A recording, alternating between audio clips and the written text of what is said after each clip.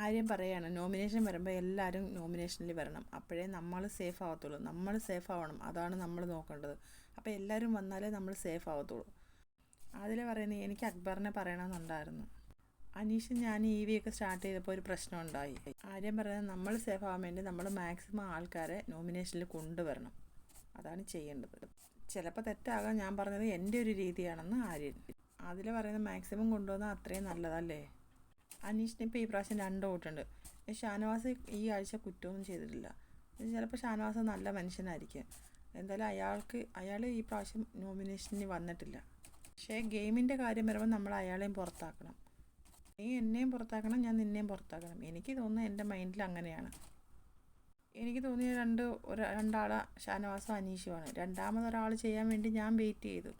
പക്ഷേ ആരും ഷാനവാസിൻ്റെ പേരെടുത്തില്ല, എല്ലാവരും വിട്ടുകളഞ്ഞു. അത് കുഴപ്പമില്ല, നമുക്കിപ്പോൾ തോന്നുന്നു ഇയാൾക്ക് ഫാൻ കൂടുതലായിരിക്കും. പക്ഷെ അങ്ങനെയൊന്നും പറഞ്ഞിട്ട് കാര്യമില്ല.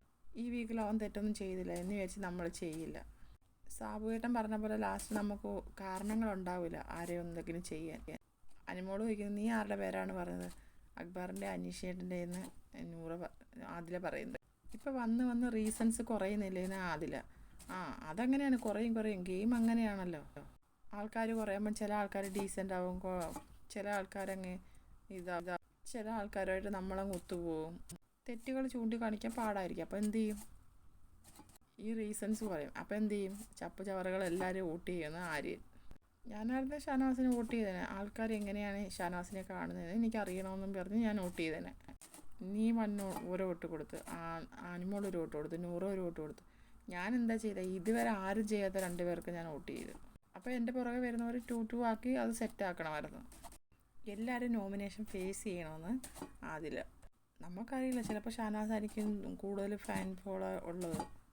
അങ്ങനെയും ചിന്തിക്കുക. എനിക്ക് പറയാനുള്ളത് പറഞ്ഞ അത്രയേ ഉള്ളൂ ആര്യൻ. ഒരു പ്രാവശ്യം ഓപ്പൺ നോമിനേഷൻ വന്നപ്പോൾ നമ്മളെല്ലാവരും കൂടെ തീരുമാനിച്ച് എല്ലാവരും എടുത്തിടണമെന്ന്. പക്ഷേ നോമിനേഷൻ കഴിഞ്ഞപ്പോൾ 100 വന്നില്ല, കുറേ പേര് വന്നിട്ടില്ലായിരുന്നു. അതിൽ പറയുകയാണ് നോമിനേഷനിൽ നമുക്ക് സേഫ് കളിക്കാൻ പറ്റുന്ന രീതിയുണ്ട്. ആര്യം പറയാണ്. ഇപ്പം ഞാൻ വന്ന് അനീഷിൻ്റെ പേര് പറഞ്ഞു, ഞാൻ അനീഷിൻ്റെ പേര് തിരിച്ച് പറയാം. അപ്പം നമുക്ക് സേഫ് കളിയാണത്. അപ്പം നമ്മൾ പറയാത്തത് കൊണ്ട് നമ്മുടെ ഒരു പേര് വേറൊരാളെടുത്തിടത്തില്ല. പക്ഷേ ഈ ലാസ്റ്റ് 2-3 വീക്ക് ഭയങ്കര ഡിഫിക്കൽട്ടാണ്. അവളെ നമ്മൾ കളിക്കാൻ തുടങ്ങിയ പണി പാളും. ഞാനിപ്പോൾ തെറ്റ് ചൂണ്ടിക്കാണിക്കാൻ വന്നതല്ല, ഞാൻ എൻ്റെ മൈൻഡിൽ തോന്നിയ കാര്യം പറഞ്ഞതേ ഉള്ളൂ എന്ന് ആര്യൻ.